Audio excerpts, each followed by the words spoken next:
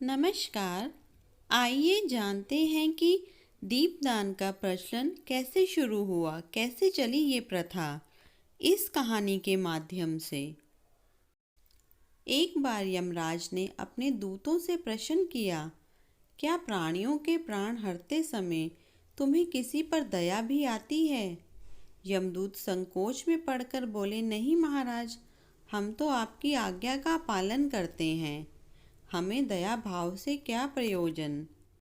यमराज ने सोचा कि शायद ये संकोचवश ऐसा कह रहे हैं, अतः उन्हें निर्भय करते हुए वे बोले, संकोच मत करो, यदि कभी कहीं तुम्हारा मन पसीजा हो तो निडर होकर कहो। तब यमदूतों ने डरते डरते बताया, सचमुच एक ऐसी ही घटना घटी थी महाराज, जब हमारा हृदय कांप उठा था। ऐसी क्या घटना घटी थी? उत्सुकतावश यमराज ने पूछा। दूतों ने कहा, महाराज, हंस नाम का राजा एक दिन शिकार के लिए गया। वह जंगल में अपने साथियों से बिछड़कर भटक गया और दूसरे राज्य की सीमा पर चला गया।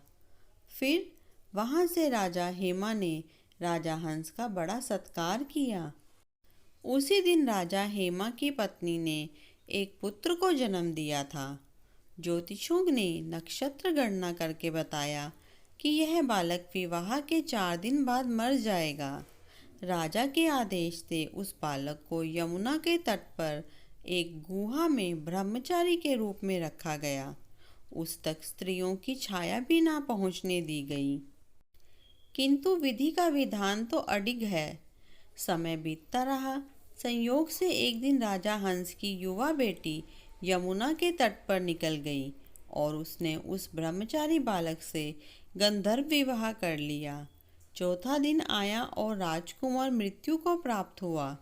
उस नव परिणीता का करुण विलाप सुनकर हमारा हृदय कांप गया। ऐसी सुंदर जोड़ी हमने कभी नहीं देखी थी। वे कामदेव तथा रति से भी कम नहीं थे। उस युवक को कालग्रस्त करते समय हमारे भी अश्रु नहीं थम पाए थे। यमराज ने द्रवित होकर कहा, क्या किया जाए? विधि के विधान की मर्यादा हेतु हमें ऐसा अप्रिय कार्य करना पड़ता है।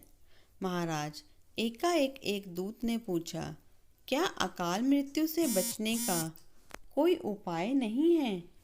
यमराज ने अकाल मृत्यु से बचने का उपाय बताते हुए कहा, धनतेरस के पूजन एवं दीपदान को विधि पूर्वक करने से अकाल मृत्यु से छुटकारा मिलता है।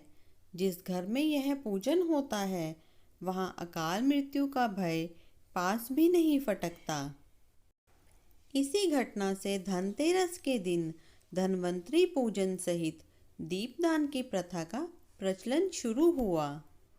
यदि आपको हमारी यह जानकारी अच्छी लगी हो तो ऐसी और जानकारी के लिए प्लीज़ हमारे चैनल को लाइक, शेयर एंड सब्सक्राइब करें। धन्यवाद।